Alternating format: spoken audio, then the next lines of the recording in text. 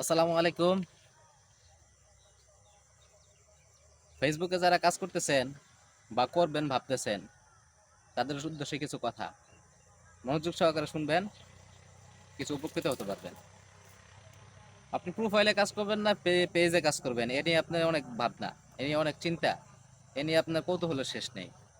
আসলে কি, আপনি প্রোফাইলেই করেন আর পেজেই করেন, ফেসবুকের যে গাইডলাইন আছে, গাইডলাইনগুলো যদি মেনে আপনি কাজ করতে পারেন, এক্স্যাক্টলি সব ক্ষেত্রেই আপনার সুবিধা পাইবেন। তবে পেজে কিছু বাড়তি সুবিধা আছে, আর প্রোফাইলে একটু সুবিধা কম, কিন্তু আপনার ছোটখাটো বিষয় নিয়ে বড় সমস্যা সৃষ্টি হয়ে যায়, এটাই হচ্ছে প্রোফাইল। আর পেজে আপনার গাইডলাইন অমান্য করলে যে সমস্যাটা, ওইটাই, এছাড়া আর অন্য কোনো সমস্যা না। আপনি গাইডলাইন অমান্য করলেন, তো তারা ইস্যু দিবেই, ফেসবুক ইস্যু দিবেই।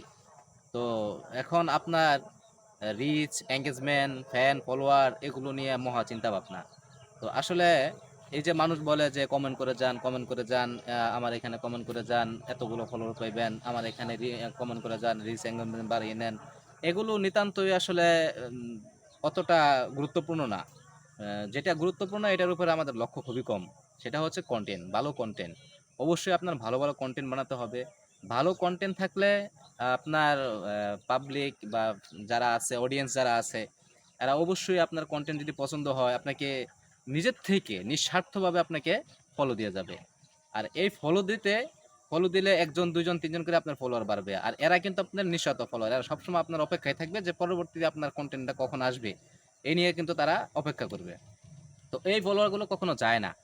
আর আপনি এঙ্গেজমেন্ট কমেন্ট করে, এঙ্গেজমেন্ট তৈরি করে আপনি ফলোয়ার বাড়ালেন, এই ফলোয়ারগুলো কি কদিন পরে আপনার আনফলো করে দেয় বা হারিয়ে যায়, এদের ভিডিওর সামনে আসে না, বা তারা লাইক কমেন্ট করে না, এগুলো মানে খোঁজ থাকে না। কারণ ওই যে প্রথম ভালোবাসা দিয়ে যান, ভালোবাসা নিয়ে যান, এই পর্যন্ত সীমাবদ্ধ থাকে।